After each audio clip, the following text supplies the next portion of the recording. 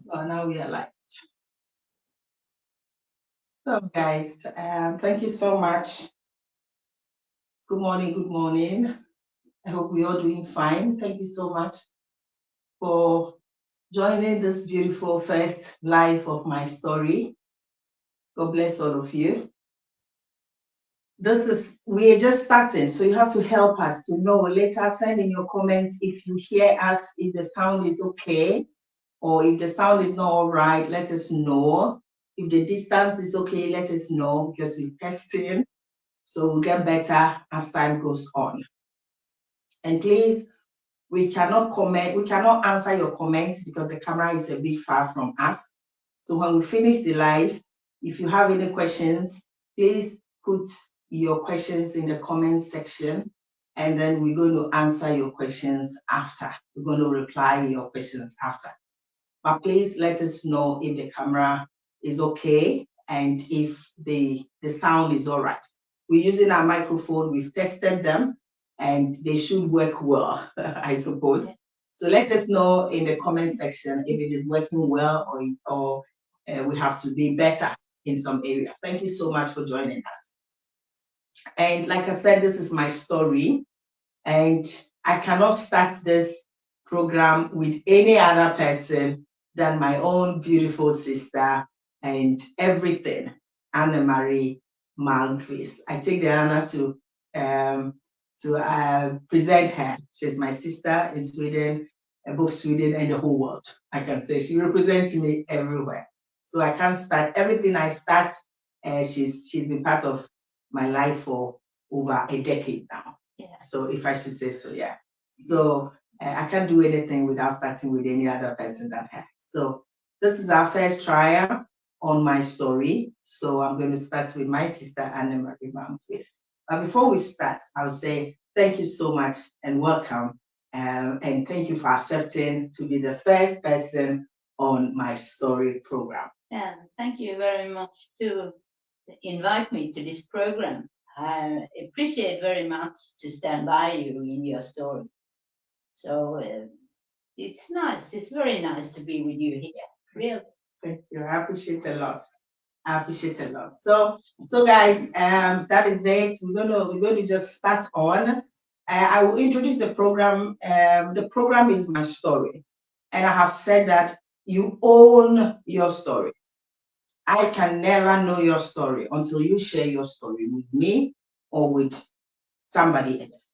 And Dorcas is creating this platform to allow people to share their stories, to encourage other people, to lift other people, so we together can grow in this world in harmony and live in peace with everybody. So you are welcome to send your messages to me, and we can do it live or we can record it and then we share it with people out there to learn from our stories. So let us dive in straightly to my sister, Anna Marie. Welcome, Anna Marie, to my story. Thank you very much. Thank you. Thank you for accepting. Yeah. So what I'm going to say, this program is mainly, like I've said, is my story. And you choose to enlighten us in your life, which part of your story you choose. We will just ask you, maybe what we want to know is growing up, how was life, so we can learn from how the before was and where we are going in life. So if you would start to let me in the basic of your life. Who is Anna Marie and how did life start for you? My life started in Malmö when I was born here. And I grew up with my parents and my small sister. We then, after 10 years, my daddy bought a house, or my parents bought a house, and we went out living at the country outside a bit before Ystad. As a town. Ystad is a small village with 39 houses, so it's quite small. It's between Skurup and Skivarp and Rydsgård in Sweden. So it's a quite small one, but there was a society, there was a shop, There were two shops. There was a blacksmith. There was also some who repair cars. There were twice of them. And there were farmers where you can buy milk, or it sounds like I come from the 18th century, but I don't. But it was, it was the nature of that who really make me grow to see what nature is, where the milk come from, where the babies from the cows and the horses and everything come from. And I was 13 that time. We come there, and I started my last 3 years in school.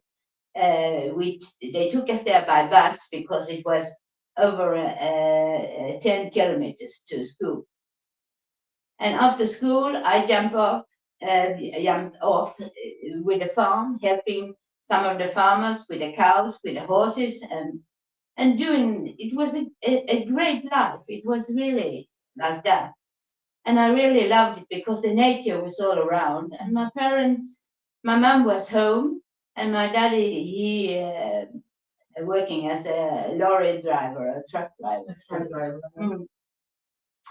So that is what he did. He also had some work as a taxi driver when I grew up. So that was it. But the nature came very close to me, and that maybe have created my life like it is, because I'm very fond of the nature and human beings, especially human beings, how to doing my life to you're connected to humanity. Connected to the nature, how we can bring things together, how we can share, how we can, if I have milk, maybe you have eggs, we can combine and share, like that. So that is, I learned that very early also. So it wasn't like buying milk from the shop in a paper box. You have a tin you work with, and you have the milk, and there wasn't anything wrong with it. It was good prepared, upheated, and then chilled, and then we bought it directly from the tap. I want to ask you something. You mentioned that when you come from school, you help the people in the farms. And if I should compare before and today, it's like the youth of today. Everything we do, we want to be paid. Everything we do, we want to know what we are going to have in return. That's the youth and the life we live in today. Anything we do for somebody, we think like, what is in it for me? What am I getting from this offer that I'm giving? So when you mentioned that I helped them on the farms, it just started rolling in my head that, okay, was it for free? Were you just helping for free? I was there for free because I thought at that time that they helped me because I was able to come there, riding the horses, feeding the cows, and help.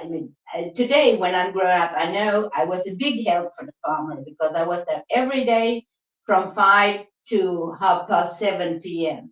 So the whole work from the house with the cows and the pigs and the hens and everything I was doing that together with another friend who also was there. So we did that together. Thank you. Guys, did you hear what she said? She said when she was a child, she was helping. They were in an area where, like a family, and they were all helping. But she said when she closes from school, she go and help for free. And that's why I connected to our today. Our today, everything we do, we want to know what we're going to get from it. And she also said something beautiful. She said, I am connected to humanity, and that is why I learned to have the passion to help humanity, to be with humanity from nature. If you can recollect to my videos, I mostly say that nature blesses us, nature connects us, nature connects whatever we do in life. So you can see that Anne-Marie today as a philanthropist, she is a philanthropist. She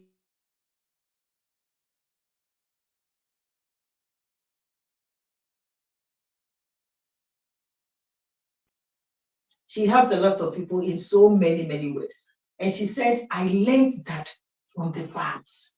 Nature connected her to humanity. So please take something from this video today. Whatever you do, nature blesses you. Thank you. Please continue. So we want to know from that nature, from that time, you connected to nature and then life was going on well. Can you just come in a little bit?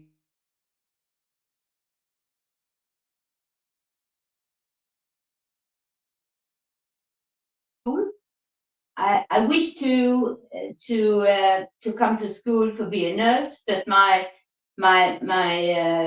degree wasn't high enough at that time because I have some difficulties with my writing, and as a dyslexic person, not that bad, but anyway, it stops me from getting to next level. But anyway, I didn't give up. I searched myself a job. I went to the Netherlands and worked there in a family looking for children and running the house. Taking care of children. Yeah, taking care of the children there like a nanny, and I also have to take care of the house and the food and everything. I was just 17, but I was born up with that. We helping each other in my family. You know, I also helped my mother because she was ill about asthma. She couldn't do much, but she could learn me how to do it, and I cope with that. And I think that skills I have, it helps me in life. So I continue. I was in Netherlands for 5 months looking for, because that was the time they have said that the embassy have. He was an embassy man, so it was that family I was working with. And when I came back home, I searched for another job as looking for children. Then I went to Denmark in Dragør, and there I was for 1.5 years. And after that, I think I can't work as a nanny my whole life. So then I started as auxiliary nurse on a hospital, which I was very fond of. I like to, it was elderly people. I was just 19. So I really appreciate the work. At that time, you went with your cap in hand and bow and said, oh, girl, I'm going to work here. Oh, it's nice. It's not like, you don't ask for how much can I get for that? How much can I get for it? You learn from the start how to treat people, and you give from yourself, your own experience, and get back from other people who also was working there. So you pay respect for them who was living there. You pay respect for the elderly who worked there, listen, and then get the opportunity to come to school and learn how to be. And then I after a while I get graduated. Okay. If I should ask you, that's very beautiful. If I should ask you, were you always treated fairly in school? No, not at all. But I think I can't blame anybody because they didn't know. They didn't know what it was because I couldn't read before I went to fifth class. I could read. And I couldn't read a paper or something like that. It was just simple sentences I could read. And somebody had heard in school that I could read. So she raised her hand and said, "Oh, now Annie can read." And the teacher, he said, "Yo, Anna, please read." Yeah, they couldn't understand what I was reading. And everybody laughed, and even the teacher. And then he said, "Oh, Anna, it's not going to work out for you. It's a pity." So it wasn't. I wasn't fairly treated, I can say, but I don't blame anybody because they think they're were nice to me, but it wasn't. I can still feel how it felt to be discriminated like that, put in the back of the hall in the classroom and everything. So, but I have struggled. I've struggled so hard, and also my employer have helped me over the time to get the courses and extra help for understanding. And I struggled very hard. And when I came up in 40 40 years old. I was 40 years old when I graduated, over 40. And then my husband, I have a son, and my husband helped me. I said, if that's what you want to do it. I take care of the home, the work, son, everything. Just study if that's what you want. And I struggled so hard, and I succeed. And you can even imagine how it felt when I got my high level results when I was ready. And after my graduate, or when we have get our papers with the scores and everything, outside the church, my husband were outside with flowers, and also my mom. Oh. Seriously, I'm emotional right now, guys. Do you hear? In life, everybody has a story. It wasn't easy in school, but she never gave up. Her story, this is her story. She fought through. She stood on her guards. She said, I want to make a change. I will not stand there. This is not where God has placed me. There are opportunities I have to take. She struggled through that. And when she got to the level of finishing that education, she got so emotional because that's what she wanted. She wanted to get somewhere, finish that course, and got her certificate that she is now a graduate. And she was able to continue her job. So in life, wherever you find yourself, she wasn't treated fairly in school by some schoolmates, but she said, it's not their fault. They don't understand my condition. They don't understand whatever I'm going through. So it's not their fault. That is life. That's why I always say that anybody that has wronged you on your way, on your path in life, is not the person's fault. The person rather help you to get to your next level. Thank you so much, sister. Thank you. It was very emotional. Thank you for telling us that bit of your story. And now you've gotten your certificate. Now you're working mother. Now you own yourself, and life is here for you. And from your 40s to your 50s, I realize that I hope by then things have changed. Oh, yes. Exactly. Yes. From the town life to the city life to the modern stuff to the internet and everything now. How did you embrace that area as well? I embraced it very well. I developed myself and developed with my colleagues. I also went into union and was helping other people with the union questions and like that, because I believe I have that from my home. My mother was involved in the union as well, not in Kommunal where I was, but she was in the graphic. To help people. So I have been already from 1977 in Mars. I was a member of the union. It was the first my mom said, you have to go to the union and go be a member there, because it's very important for work life. And she had very sound, she wanted me the best. And she think it's the best to be organized. Okay. And that's what she said to me. Do that and do it well and learn the rules. And you also have you can get benefits of it, but you also have to do things. It's not like going to union and think that they can fix everything, because there are rules and regulations to follow over the years, and it changed because sometimes it's like that. Thank you very much. I want to ask about friendship.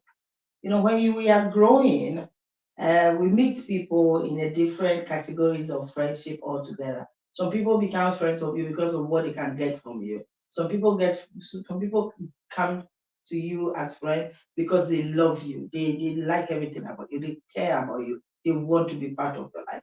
And some people just come and just go out. How has your experience with friends been in that phrase? As I have a lot of friends, I come very good along with my workmate. I also have mates from my early school time, which I'm still connecting to. But you don't need to have many near close friends. It's enough with 2, 3, and then you have many colleagues. But you have to be aware if you're is a kind person and want to help, because you can be taken advantage of. People can take advantage of you, Yeah. thinking that you have friends, but they are just there to take advantage of you. Yeah, and So they beware. maybe sometimes they don't even know that they're doing They are doing it, okay. Yeah, they think that is what I want. Yeah. But sometimes I don't doing things for people because I want them to doing things back to me. Because when we helping somebody, the help comes from somewhere else in life. So we don't decide it that I do that for you and you do that for me. It's not like that, because that is the wrong feeling of helping. That is not humanity. To say, what can I get if I do that? And what can I get if I do it? So that is not the life. So if I feel for somebody, to help somebody, whatever it is, with laundry, with baking, with sharing food or whatever, I'm sure that somebody will help me someday. That's so beautiful. That's so beautiful to hear. Our sister says that she believes in that if you help someone, somewhere along the line, help will come from another source to you too. That is the nature we're talking about. That is natural. It's a natural gift. You give out, you receive from a different hole altogether. I was asked yesterday from since when have I been doing the philanthropy work? I said I've been doing it since I was a child. It has been in me. And one of the beautiful things God, nature has brought to me is my sister here. I never expected that I would meet such an amazing human being in my life. But she has been amazing. She's been so amazing too. So that is it. Maybe this is my blessing from nature because I also help others. So thank you for saying that. And please, I realize also now that we went to Ghana together in 2019, and since then you've loved Ghana. You go to Ghana often, 2 times in a year, and all that. You are yet to learn our Ghanaian language, but I just want to just a little picture on how do you see Ghana. I know you love Ghana, that's why you're going back. How do you see our country? Ghana totally adopted me. Ghana has totally adopted her. That's what she's saying. That's lovely. You know, when I came here already from the first time, I love the climate. I like the way people are and being to me. I can't say the simple way. I can say the natural way. The natural way people comes along. Children help the elderly help the children, and like that. And always pay your respect to people like that. But you have to, it's another way of life. You're never alone in Ghana if you don't want to be. If you don't, when you're going to bed, yes, maybe you are alone. but you know. After that, people are there all the time. Yeah, if I want it. But if I don't want it, I can went in just resting for maybe half an hour or something. Or I can sitting outside in the shadow and listen to some book. I just relaxing, listen to the breeze in the leaves and everything. And if I, like I do, love talking to people. There is a lot of people to talk to.